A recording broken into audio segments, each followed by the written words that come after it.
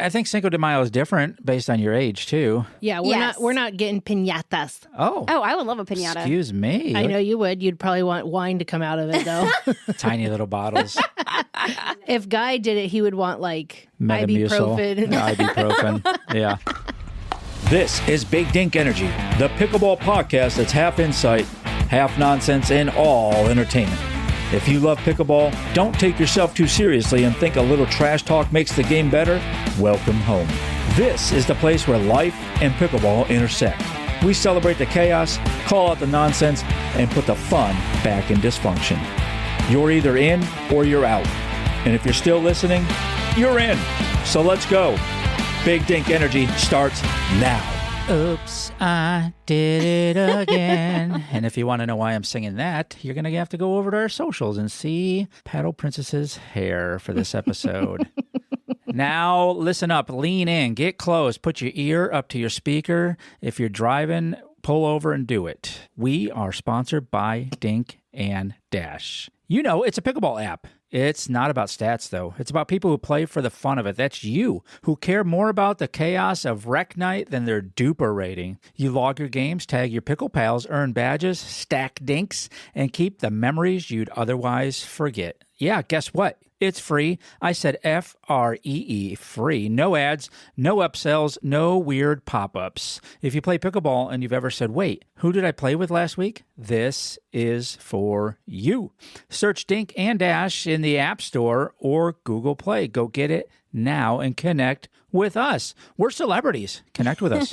This is the official podcast of Pickleball. Now, we have a couple of different events coming up that I think we should address tonight. We have Cinco de Mayo. Yes. Which is the day of this podcast. Yeah, where the ship off the coast of Mexico sank with a bunch of mayo on it. Cinco de Mayo. Cinco de Mayo. It's a dad joke. And Mother's Day. Mother's Day. Which is Sunday. Dad's Day Light. Dad's Day Light. So you two are mothers. Yeah. Tell us about Mother's Day, mothers. Mother's Day is either a hit or a miss for me. It's either I get to actually relax and do what I want to do, or it's planning everything, doing everything, making sure we have what we're going to have for dinner and doing the whole event. And then by the end of the day, I'm just exhausted. And I'm like, was this really a day for me, or is this a day to make sure that everybody else has a day? Well, we were trying to plan our Mother's Day, and we usually go over to my parents' house. Yep. Mm-hmm. And my sister and I were like, well, what is she going to make for dinner? Right. And then I was thinking, well, that's not fair. She's our mom. And then I was like, well, I'm not making dinner. I'm a mom. And that's when I texted you and I said, y'all are making burgers. Yeah. There you go. Yeah, we're on grill duty. Your dad and I are on grill duty, as it Love should that. be. I think Mother's Day is a great opportunity for you to figure out how much your kids love you. And it does go generationally for the kids, I think, or at least by age. It goes by age as far as gifts that they give you. You know, if you've got kids in school, you're definitely getting something that has a handprint or has macaroni on it, or both. Yeah. If you've got kids in elementary school. And then if you have kids in high school, probably going to forget the whole day unless you guys go to brunch or something like that. My son asked me today, can you pick up the mail from the mailbox? And I said, yes. And he said, but don't open up your gift. Oh. So he's got me something. I'm not quite sure. It didn't say Temu on it, and it wasn't in an orange bag. So All right. Well, we're winning already. He always does He's very thoughtful. very thoughtful things. He is. The girl child is still suspect. She is. She does a lot of crafting. I think it's the age. I agree. It's the age difference. No, it's the girl. No, because On my our son side, is it's the girl. almost the exact same. Like, what, they're like 2 months apart? Yeah. And my son is just like, oh, wait, it's Mother's. Like, what do I need to do? Oh, mom has another birthday. Do I have to do something? Like, he does not care. He just wants to do his own thing. I really do think it's just their age that they're in. But I know for a fact that Paddle Princess loves Cinco de Mayo. Oh, yes. Yeah. Oh. Tacos and a margarita. doesn't? And a margarita. I will be there every time. That's all that I love and enjoy in life is my tacos and my margarita. Like, if I am grouchy, I don't need a nap and a Snickers. I need a taco and a margarita with extra salt. But do we really need a day to tell us to go eat tacos? Because No. I could eat tacos any day. Same. I could eat Mexican food any day. But I also look for every reason to have a celebration and to make something bigger than it is. Like I have specific margarita glasses that are swirled that we only use on Cinco de Mayo. Oh. And I have like platters and like tower platters that I use to put out like the different dips. So it's like a little tower that goes around. I have my dips and I have my chip platter, and I have like I set all of that out on Cinco de Mayo just because it's fun and it's something you know. You wear your dress from your quinceanera. And your sombrero. Yes. Oh, look at you! Wow, rolling your R's. We Love are that. international. We have gone international here at the BDE podcast. No, but So what do you like more, Cinco or Mother's Day? It's Cinco all the way for her. It depends on what day of the week Cinco de Mayo falls on. So if it's during the week, then it's not as fun because like it's like, okay, have one margarita, now you got to go to bed because you got to work in the morning, like point blank. But on Mother's Day, You still got to go to work. I still got to 'cause go it's to a work, Monday. but I feel like I can start earlier so I can have my mimosas at like 11 o'clock. Y'all, she's not an alcoholic. I know it's No. She's like, I have my wine and my margaritas and I need my mimosas. On Mother's Day, I will start mimosas at like 11 o'clock. Like we will break out the champagne and the orange juice, and we will have several bottles of champagne waiting. And Well, it's orange juice, of course. That's morning stuff. then it's like, okay, well, I'm going to do what I want to do for the time being, and then we'll get dinner ready. But Yeah, Cinco de Mayo is an American drinking holiday disguised as Mexican heritage, Mexican culture for us. It's kind of like St. Patrick's Day, but with better food and drinks. valid. Valid. I think Cinco de Mayo is different based on your age, too. I mean, That's the true. over 40 crowd that we serve here at the podcast is doing Cinco de Mayo maybe different than the 25-year-olds out Yeah, there. Yes. we're not getting piñatas. Oh, Oh, I would love a piñata. excuse me. I know you would. You'd probably want wine to come out of it, though. Tiny little bottles. Tiny little Jack Daniel bottles. Oh, that would be awesome. I would love to have a piñata like that. But I mean, a piñata would be something that I If would Guy do. did it, he would want like Metamucil. ibuprofen. Ibuprofen. Yeah. But no, I'm not going out to like a bar or anything like that. That's taking it way too far. Well, last year we took my daughter for her birthday because her birthday's really close to the water park and dropped her off with her friend. And then we were like, we'll just go grab some food. And we went to a Mexican restaurant and realized it was also Cinco de Mayo. Because we were like, it was why is this we place got so in, though. packed? We got in We right did, away, and though. it was really good. But we were like, "Oh crap! We came out to a Mexican restaurant on Cinco de Mayo. That was not Better the get your best tacos choice." and margarita. Yeah, we celebrated without knowing. Yeah. Love that. Well, tell us what you think. Get up in the BDEpodcast.com socials and tell us about your Mother's Day, best gifts. Show us your gifts. Take pictures. We love all that kind of stuff. Cinco de Mayo, tell us about that. If you have pictures of people that are passed out drunk, send With us the that sombrero. as well. How many margaritas do you have? I've got this from our buddy, my friend, Noisy Pickleball. He's at Noisy Pickleball with a Z. And he says, love this, listening to the episode, love this. Thank you guys for featuring the tip. He gave us just the tip, and you guys can do that too. His tip went over really well, and everybody loved it. He says, I have to give credit where credit is due, though. It came from my doubles partner, Michaela, and it's been a game changer. And special shout out, he says, and Guy, this is real. I know I sometimes go a little off on these things, but he says, and Guy, my bum says thank you for the compliment. Well, of course, Noisy, one of the best butts out there in pickleball. That could be you. We could be reading your fan mail, your love letters to us. If you get up into our socials, bdepodcast.com, bdepodcast.com. I'm not desperate. Just the tip. Just a tip, quick pickleball wisdom, in and out before you know it. This tip is, this was huge for me. This comes from fearless picklballer out there. This was huge for me. When I started, if you're scared of bangers, don't avoid it, control it. Practice with someone you trust, start far away, work your way in, and get comfortable. Wear any gear that makes you feel safe, because once the fear goes away and you start playing soft, the game slows down and everything gets easier. That could be sexual as well. All of that. I don't think that's what she meant. Gosh. Thank you, Shauna at Fearless Pickleball Her. Just the tip. It's time for Pickle Pals. Oh, this is a great one. This is one I'm really looking forward to. Our guest has spent most of his life as a production director and then if that wasn't enough, pivoted to pickleball. And apparently he brought those skills with him because he's got a video over 28 million views out there, certainly viral. Unofficial pickleball anthem, the pickleball life, and a thriving coaching career at Sherwood Country Club, all the way out in the California. Miguel has been playing since the late 80s, and he's here to talk about all things pickleball from Los Angeles. My buddy, your friend, you've seen him on all of everything, and you've played his music, Miguel. Miguel, thanks so much for being on the Big Dink Energy podcast. Thanks, Guy. I'm excited to be here. Thanks for inviting me. Oh, man. So, one of the first videos I have or visions I have of you is pickleballs on a string. Yes. I can tell you that story. So my wife was and still is a teacher. And so when COVID hit, she ended up teaching digitally online and we were all stuck at home, and all my pickleball community, we were locked out, literally, locks and chains. We couldn't get onto the courts, and we had a big community of players, and I felt an obligation to how can I keep them entertained during that really difficult time for our country and for the world. And I just said, what happens if I put a ball on a string? And then I took some painter's tape and put it on my ceiling. And I said, well, that could work. And it was boring, one ball. I ended up doing 2 balls, saying it's a little bit more challenging. 3 balls, went to 4 balls. And was doing stuff in my garage and playing, silly games and using my wife to help me with some videos.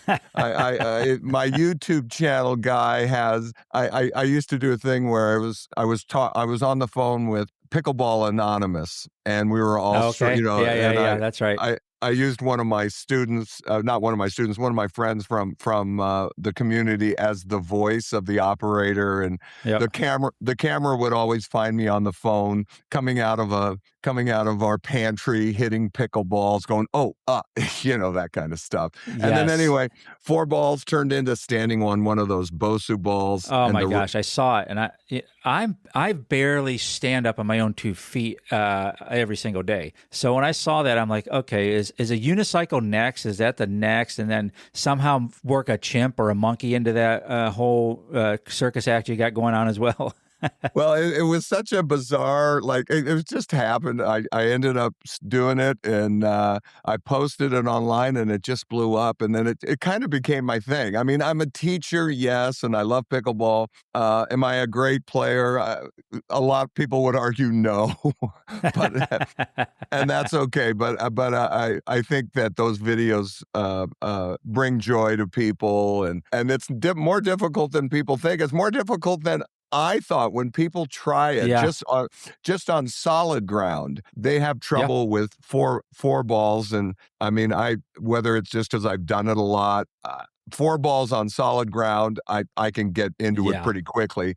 There are some days on the Bosu where it takes a while. I'm close to breaking an ankle, but there are times when I've literally just jumped on the Bosu, got the camera set, and I knew what I was going to say. Jumped on the Bosu and did my minute, and I said, "Oh, I'm good with that. I'm done." People are absolutely loving it. So it's got to be. I'm guessing the background television production director, that's got to come in some point, right? Because TikTok is all about production sometimes. Yeah, I mean, people want to see the realism. They want to see real people, so it doesn't have to be overproduced. But do you find that background kind of helps you with this? I think it did early on, and what I've discovered, I think in my old world of television, there was a sense of wanting it to be perfect and doing take after take until it's perfect. And what I have found, and I don't know what everybody's thinking, but I just try to be very natural. It's not perfect. If I'm falling off the Bosu, like if I get to the very end and I'm about to screw it up, I just say, you know what? It's real. I think that's right. I think authenticity plays a lot in the success of some of the videos that I've had. So yeah, oh yeah, for sure. But I mean, early on when I did some teaching videos on I have some teaching videos. I haven't really addressed my YouTube channel as much lately, but in the days when I was doing, trying to do instruction and helpful hints, my television background, in terms of what it's going to shoot, how I'm going to shoot it, how then lighting for sure. I'm I'm sure you get the lighting, light. Yeah. audio. I thought people would get frustrated. People get frustrated if they can't hear something or see Yes. something. I've Yeah. always said if I say it, people want to see it, and Yes. I always feel like that's been a secret to my television success. And just I think visualizing things. I try to make things. When I teach, I talk about when you're serving. Think about bowling because that's the motion, and try to connect with the things that people are familiar with if they're coming new to the sport, our sport. Yep. I just try to help them that way. Yeah, I like that parallel between bowling and pickleball. And I think I've made the connection before, but I don't know if some of our listeners have, because you don't want to break your wrist a lot in bowling either. some depending on spin and all that kind of stuff. But that's a great parallel. I like that there. Yeah, and one of the things as I say to students, if your target is, the 10 pins is that diagonal rectangle across the way, you want to follow through to the diagonal rectangle. If you're bowling on lane 11, that ball's going to go to lane 11. If you hit it like this or hit it like this, you're going out to lanes 16 and 5 and that's why the ball, and you got to be able to serve. I tell students all the time, people are very forgiving when you come to a court, a community court or any kind of court at the clubs or whatever. They're very forgiving, but they want to play. And if you can't get your serve in, it's really difficult. Forget the competitive winning aspect of it, that you can only score points when you're serving. It's not about that. People want to play, and if you can't get your serve in, it's a tough go. Yeah. And I will say, I think pickleball is a lot more forgiving, because if you send your ball to lane 16 in bowling, you're going to be able to do that maybe once, not twice, certainly, without being asked to leave. So pickleball is a little bit more forgiving on that. I absolutely love it. So, but you've been playing with your brother, right, in the backyard since the 80s. So you've seen a lot of evolution of this. Talk about that kind of a little bit from the 80s to now and what you're seeing in the sport. It's funny you say. So my brother Alfie, was a great athlete, God rest his soul, but he came back when we were in our early 20s, very competitive family. We were a basketball family. He came home one night and he was, "Hey, I just learned this game called pickleball on the rooftop of the Glendale YMCA." And we were like, "Yeah, that's great, Alfie." And next thing I know, that literally the next day, guy, he is taking a sledgehammer to our cement basketball hoop pole. It was a small thing holding it up. Oh, gosh. Yeah. Connected, talked my dad into more cement. We had 46 feet of concrete. So on each side, we literally had this much before the end line, because the court's, of course, 44 feet. He found an old volleyball net and strung it across, and we had some of the most wicked games back there. And it's funny now when I talk and when I teach, we talk about underhand serve, don't volley in the kitchen, bounce rule. And 40 years ago, I don't recall. We just knew, hey, you can't do that. You got to let it bounce. And now the mantra is bounce. And I think we were just belting it. We were bangers way before. Then there was this era of dinking and dinking. But as brothers and sisters, we just, and our own friends, it was all about smacking the crap out of them. I mean, the body bag is made for brothers and sisters. And brothers for sure. And maybe even kids to parents, or vice versa. Yes. My folks, I love that. It's interesting. My mom and dad, my dad was very active with us athletically and, little league and basketball. My dad, he would watch us and probably didn't know what the heck we were doing back in the backyard, but he didn't participate that much in the pickleball aspect of our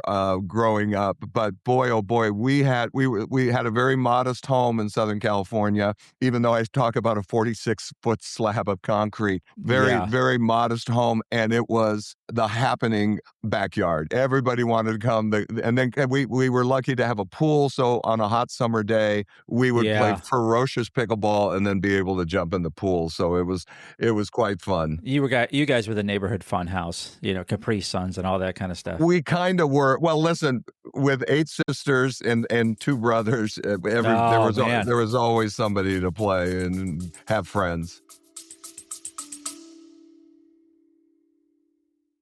Real quick, buoy, electrolyte drops. They're unflavored, no sugar, no chalky taste. You just squeeze it into whatever you are already drinking and you're done. Water, coffee, whatever. I literally put it in everything. If you're playing pickleball in the heat or just trying to stay hydrated like an actual adult should, you need Buoy Drops. Find the link at bdepodcast.com/over40.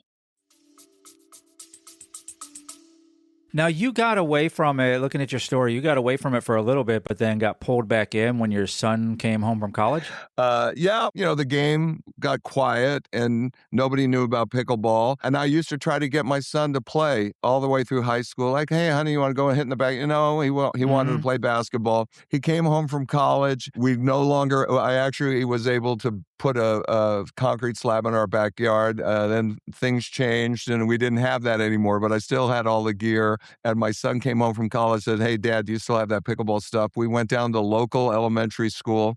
We spray chalked lines on the parking lot, and we had we had some ferocious games. Yeah, we didn't use spray paint, I promise. And then one day I was walking my two dogs up at the local community park, and I was like, what are all those people doing on one side of a tennis court? Of course, Right. as I got closer, you could hear the great sound of pickleball, and I went in to say hi, and they were so excited to introduce me to pickleball. I said, hey, I'm really familiar. And Yeah. it was so funny. 8 years ago, they were begging somebody to come out and fill one court on a Saturday morning. And I said, well, sure, Wow. I'll come out. And there was a wonderful core group of people that helped build that community into over 200 players. And now they have 6 dedicated courts. And Is that Oak Park? It was Oak Park. I was the ambassador for USAPA for Oak Park. The Deer Hill community was wonderful. It was my first pickleball family. And one of my students up there during the community teaching session said, hey, Westlake Athletic Club is putting in dedicated courts. And boy, my eyes lit up because we were longing for dedicated courts. I beelined it down there and met the great John Sutcliffe, who was the general manager. He walked me out to where the courts were being built and he hired me on the spot. That is awesome. Now, I want to pivot just a little bit to something I think a lot of our audience, most of our players are rec players, number one, but a lot of them are over 40, and something that's near and dear to my heart is your hearing loss, right? And how important that is, because you said pickleball is a social game. It's the connections, it's the laughter, it's the sound of pickleball, it's all the things. And so, can you kind of step us through that journey, like when that happened, and then to where you are now? Because I think a lot of listeners out there maybe suffer from some of this, or will, and I think it's so incredible. You got it. Yeah. I was approached by a company called Widex, Widex, to try on some hearing aids, and I never really thought of it. I mean, I think for anybody in my age group, we never want to admit that maybe things aren't working the way they used to work. And so I did some tests, and there was and they sent me some information about what hearing loss can do. And one of the things with hearing loss is people become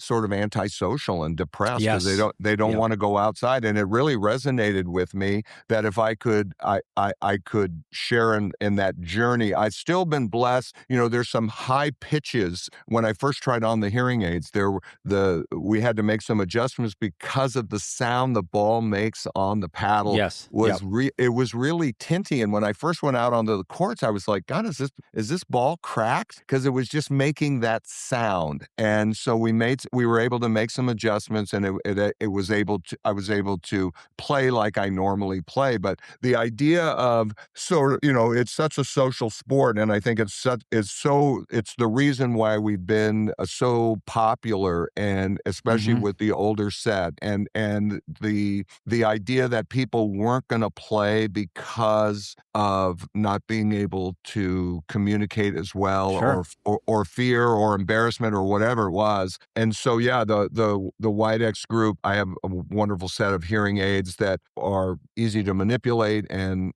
easy to to make my life a little bit easier. And then my wife, who was always saying, "Can you turn the TV down?" Yes. Now I can. Yeah, and so I suffered hearing loss. The Army is really good at doing that for you, and so I was amazed. The Army is nice, and they gave me some hearing aids, and they don't scrimp. You get top of the line when you're service connected disability like that. And I was amazed at the things that I wasn't hearing, right? Because I had dealt with it for so long and just thought, with the tinnitus too, I'm just like, this is just how it is, and it was okay because there was the times when I could tell my wife, no, I just didn't hear you. Half the time it was true, half the time not, right?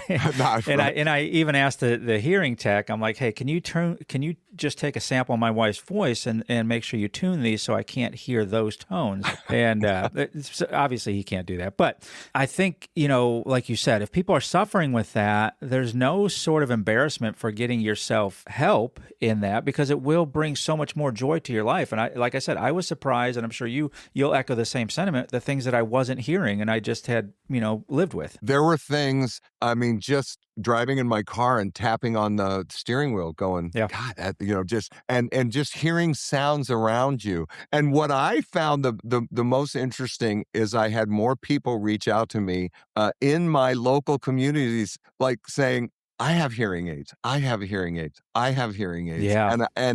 And so it's not as uncommon as we might think. And I just think, especially for men, I think men are we're all so self-conscious about whatever the appearance, for sure. and God forbid we admit we have a weakness, and and so if that message was able to resonate with other people, if you affect one person who says, gosh, I wasn't going to pickleball because I can't hear everything and I really have to focus, or I have to look at somebody, or have them, hey, look at me, and when you're talking, or always going, what, that kind of stuff. Having a hearing aid is nothing to be ashamed about. No, of course. I don't think there's any more stigma around it. In my area, I'm right out back of a large military base. So every third person, every third dude at least has hearing aids on. If they're my age or above.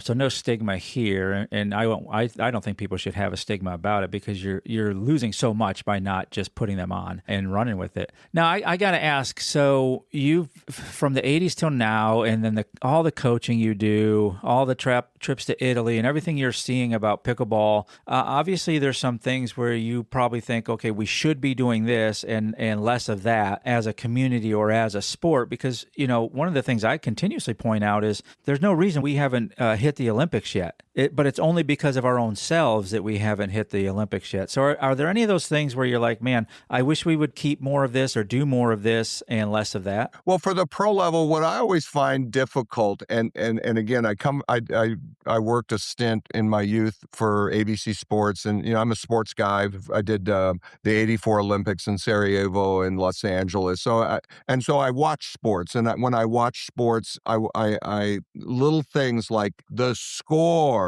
When the score isn't correct on PPA Tour stuff, I'm not sure what's happening behind the scenes, and I want to respect that. But it's very frustrating as a viewer when I know what the score is and it's not reflected on the screen. It can be really, really frustrating, and it's something that I think the sport needs to correct. Certainly the line calling. You can't have an Olympic sport. You can't have it. If you can't have an honor system for the Olympic sport. You can't. You just can't. And so those are challenges I think they have to fix. The other thing on the pro level, PPA is going to be so mad at me, but listen, the PPA, controversy, here we go. The PPA doesn't follow me, and I'm sure they've heard it within their own ranks. But one of the things that frustrates me and I don't play on those PPA things, and they do such a great. I've been to a couple of more than a couple of PPA events, and they really do a wonderful job for the amateur player, and the pros are so great. But what I feel bad for the pros is, we get to watch the grandstand games, we get to watch the main court games that they're big and wide, and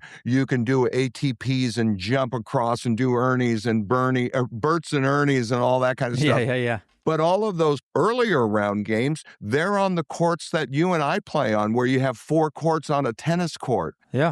And the alleys are only 5 feet before you're on the next court. And you're going, how does Christian Alshon, who's long and lean and athletic, and forget Christian, all of them, Christian and Hayden and Hurricane, and all these women and men who are so athletic, who are jumping way outside the lines to defend, to hit balls. When you put them on these smaller courts, and then somebody's calling interference or something, it's like, that's not true to the sport. It's like being in the NFL and saying, hey, on the earlier playoff games, you're only going to play on a field that's 35 yards wide and 96 yards long. It's just like, well, that's not football. It's like, well, that's to me, for the professional end of things, that's not great pickleball. And those are things I think that they need to address when they're doing, and I'm sure they would if we got on a high venue like the Olympics. But I was disappointed, quite honestly, when 2028, I don't know how all of that works, that we weren't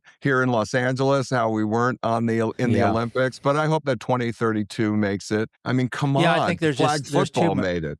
Yeah, come on. I think there's just too much fractional stuff at the big levels, at the C-suites, I guess. 2 organizations, there's a split and all that. So, if we can just get together on that, I think that would just solve some of the problem. Now, I can't get out of this podcast without definitely addressing the Pickleball Life song. Tell me how that started. Where did that come from? Well, I'll tell you what I always think is a great story. First of all, I love the song. There was a part of my journey in life where I wanted to write country music songs, and so I was I was 58 years old. I'm 67 now, but I was 58, and I told my wife my goal was on my 60th birthday, I was going to get songs professionally recorded, not necessarily produced and on the radio, but professionally recorded, and I wanted to have my 60th birthday and play my music, because nobody else was going to hear my music except my family. And I have several songs.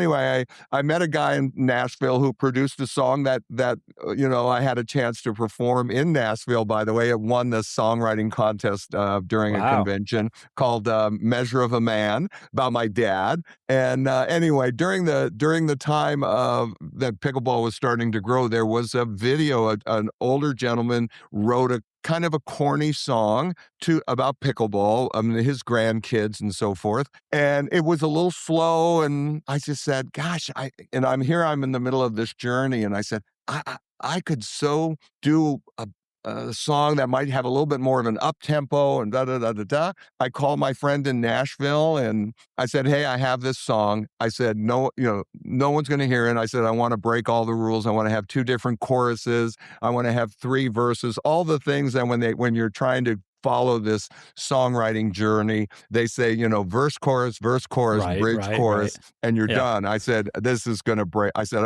I don't care about any of that. I want to write the words and I want to break all the things. So I literally wrote it kind of like in 2 days. I had this idea about sort of this John Wayne character, let's go, partner. Yeah, you can hear that in there. And then really whipped it into, hopefully a 2-stepping frenzy. And so anyway, one of the lines in the song says, the day's over in a blink and has you reminiscing. I sure could use a stiff dink. And so when I sent it to my guy in Nashville, the great voice on that song is a guy named Adam Cunningham, and Adam was a voice finalist. He was on Adam Levine's team for a long time, and he was a session singer for my friend in Nashville. And anyway, I knew they were recording the song, and I had written the lyric sheet for them. And in that, I sure could use a stiff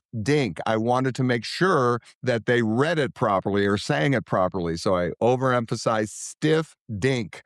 And anyway, I called in the afternoon, and my guy Gary and Adam were sitting in the studio relaxing. I think they might have had a whiskey or 2. And I go, how did it go, guys? How did it go? They go, oh, it went really great. We had a lot of fun with it. And they both, I could hear them both there. And they said, "Hey, Miguel, we just have one question for you." It's like, "Yeah, what?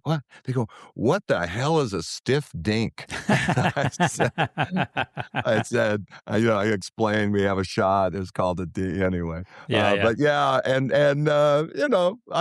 it's out there on Spotify. It's out on there Spotify, on right? And so that leads me into where can everybody find you? How do they get a hold of you? What's your social media handles? Oh, my social media handles on Instagram, I'm Miguel.pickleballcoach. And on TikTok, I'm Miggy.pickleball. Miggy, M-I-G-G-Y. Thank you for asking about those. But yeah, absolutely. Go find my friend Miguel. There's a lot of great content out there. Go on Spotify, listen to the song, put it in your playlist, jam along to it. Miguel, this has been amazing. Love your journey. Love your story. I know it's going to really resonate with our audience. Thank you so much for being on the Big Dink Energy podcast. Thanks, Guy. Thanks for having me. Be well. And hey, like I always say, be kind to the beginners and always paddle up.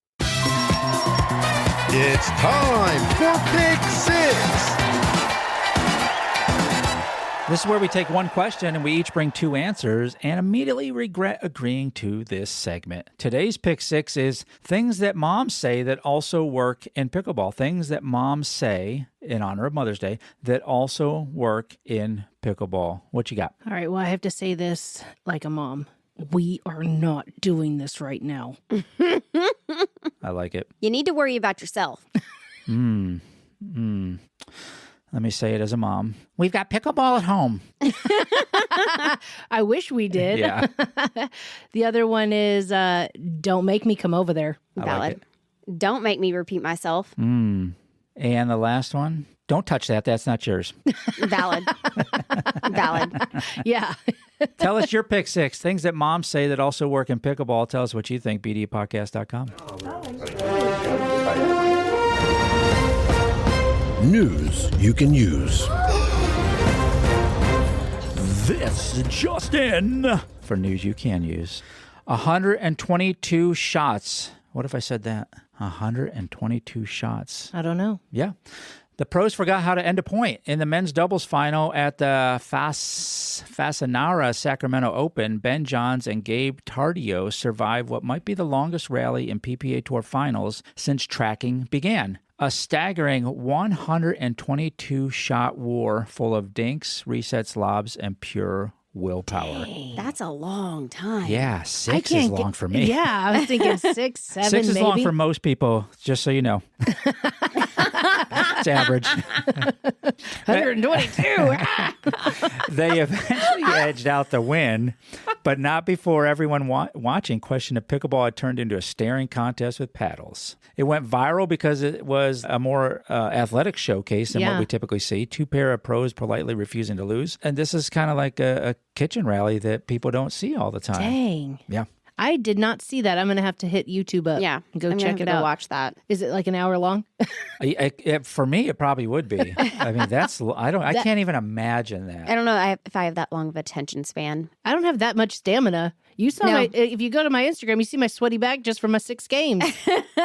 Couldn't imagine that many going back and forth. 122. That's crazy. Yeah. Way to go, guys, setting a new standard out there. Awesome. I hope that's not the new I standard. mean, they're athletic though. Right. So. Kind of like me. I don't want a 122 shot game. I did 120 one standard. time, but You did not. We're up against the wall, maybe. maybe. Drilling. That's it for this episode. Unless you've got something to say, think we got it wrong, have a better take, we want to hear it. Find us at bdepodcast.com or at bdepodcast on the socials. Drop us a message. We might just feature you in the next episode. If you had a good time, well, samesies. If not, maybe try again. We grow on people. So you know the deal. Follow the show, tell a friend, and leave us a review. Or just pretend this never happened. Until next time, keep the dink soft and the energy big. If you're scared of bangers, don't avoid it. Control it.